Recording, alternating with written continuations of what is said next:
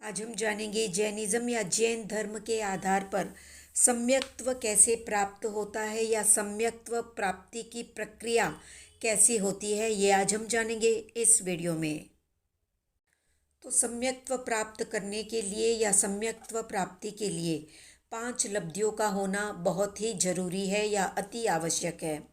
पहली है क्षयोपशम लब्धि, दूसरी है विशुद्धि लब्धि, तीसरी है देशना लब्धि, चौथी है प्रायोग्य लब्धि और पांचवी है करण लब्धि। सबसे पहले जानते हैं क्षयोपशम लब्धि क्या होती है।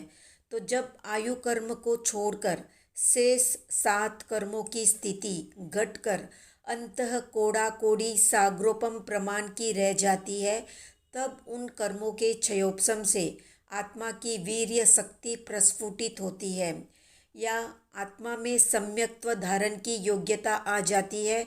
इसे ही क्षयोपशम लब्धि कहते हैं। दूसरी है विशुद्धि लब्धि, यानी आत्मा में मोह की मंदता से आत्म परिणामों में भद्रता सरलता आ जाती है, उसे ही विशुद्धि लब्धि कहते हैं। तीसरी है देशना लब्धि, यानी गुरु के उपदेश से या शास्त्रों को पढ़ने से, सुनने से और समझने की क्षमता होने से देशना लब्धि प्राप्त होती है। और नरक आदि गतियों में देशना लब्धि पूर्व संस्कारों से प्राप्त होती है।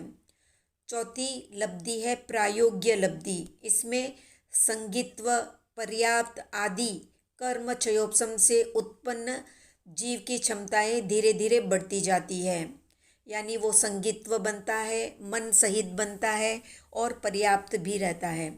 पांचवी है करण लब्धि, यानी आत्म परिणामों को ही करण कहते हैं।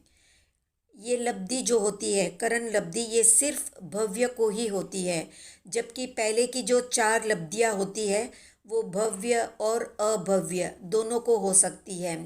इस लब्धि में आत्म परिणामों के 3 करण होते हैं। जैसे पहला करण है यथा प्रवृत्तिकरण, दूसरा है अपूर्वकरण, तो तीसरा है अनिवृत्तिकरण। सबसे पहले जानते हैं यथा प्रवृत्तिकरण क्या होता है।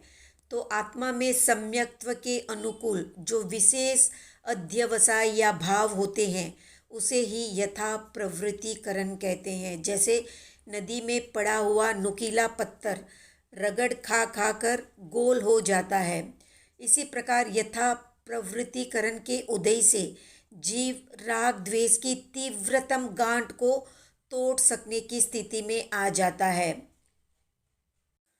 पर उस गांठ को तोड़ नहीं पाता है। दूसरी स्थिति है अपूर्वकरण, यानी जिसमें अपूर्व या जो पहले कभी नहीं हुआ ऐसे जब शुभ परिणाम हो जाते हैं या जिस परिणाम विशेष से भव्य आत्मा राग द्वेष की दुर्भेद्य ग्रंथि को नष्ट करके आगे बढ़ जाती है, तो उसे ही अपूर्वकरण कहते हैं।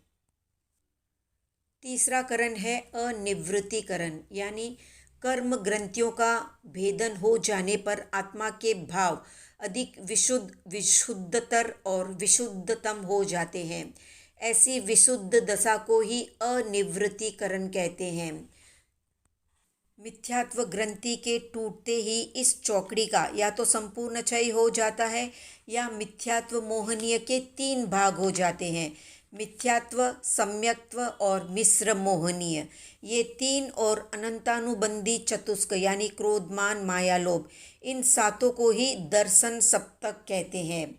दर्शन सप्तक का संपूर्ण क्षय होने पर छायक समकित की प्राप्ति होती है और छायक समकित प्राप्त होने के बाद तीसरे भव में मोक्ष हो जाता है, जबकि छायोपशमित समकित उत्कृष्ट 15 भव वाली होती है और औपशमिक समकित दर्शन सप्तक के उपशम होने पर प्राप्त होती है।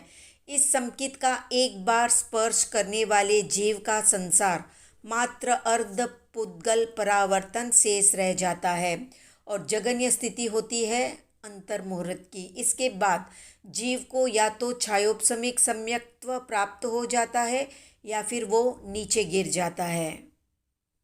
तो ये थी संक्षिप्त जानकारी। आज का प्रश्न है ऊर्ध्वलोक में क्या क्या है, कमेंट में बताएं।